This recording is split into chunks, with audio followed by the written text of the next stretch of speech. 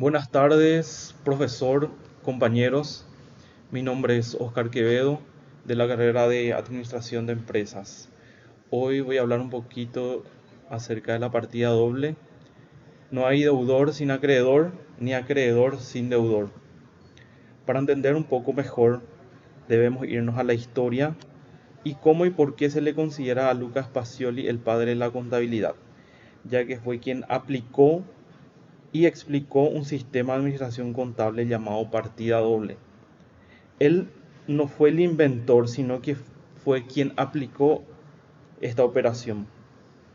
Esta forma de registrar las operaciones por partida doble, que tiene plena vigencia en la contabilidad actual, fue concebida por primera vez en Venecia en el siglo XV, en el año 1494, por el fray Francisco Luca Pacioli, quien tuvo la idea de analizar en las cuentas los efectos que producen las operaciones, conservándose siempre la igualdad numérica del balance.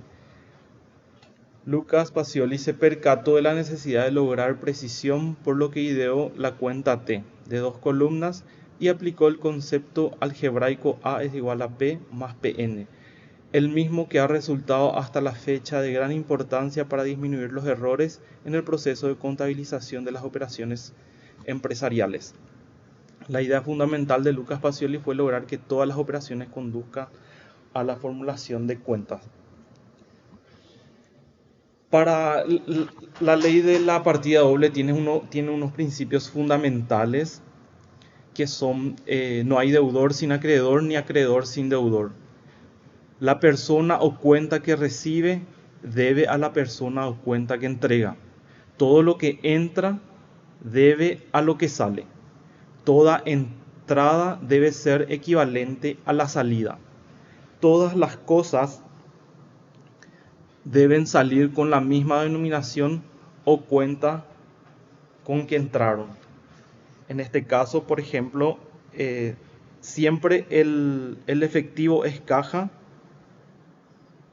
de por vida. No se dice dinero ni efectivo, sino que siempre va a ser caja. Las pérdidas siempre son deudoras y las ganancias son acreedoras. El hecho de tener que escribir dos veces la misma cantidad como consecuencia de una transacción constituye el principio de la partida doble. Las reglas de la partida doble para las personas es: quien recibe es deudor, quien da o entrega es acreedor. Para las cosas, que ingresa es deudor, que sale es acreedor. Para los resultados, que pierde es deudor, que gana es acreedor. Reglas de aumento y disminución. Debemos entender que algunas de estas cuentas deben aumentar o disminuir de manera que exista un equilibrio dentro del informe. El objetivo de la partida doble es que siempre exista ese equilibrio en el balance. Todos los movimientos que hagamos de manera económica deben tener siempre la misma dualidad. No podemos tener de un lado 500 y del otro lado 1.000.000.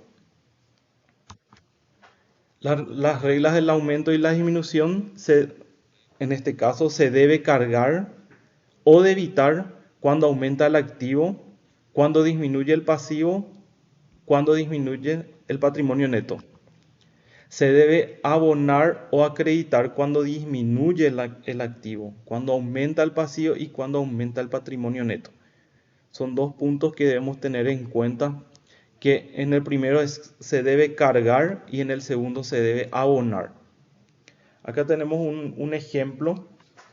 En este caso, por ejemplo, en el primer cuadro, cuando aumenta debe, cuando disminuye, cuando aumenta debe, disminuye, cuando aumenta debe, disminuye haber, cuando el activo aumenta en debe, disminuye el haber.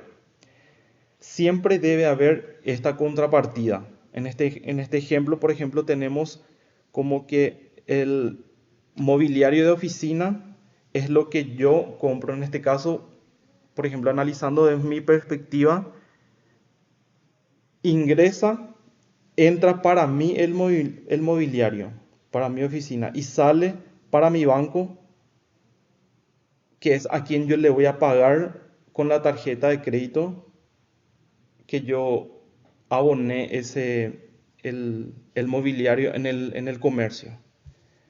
Y bueno, compañeros y profesor, hasta aquí llegó la explicación. Muchas gracias por la atención.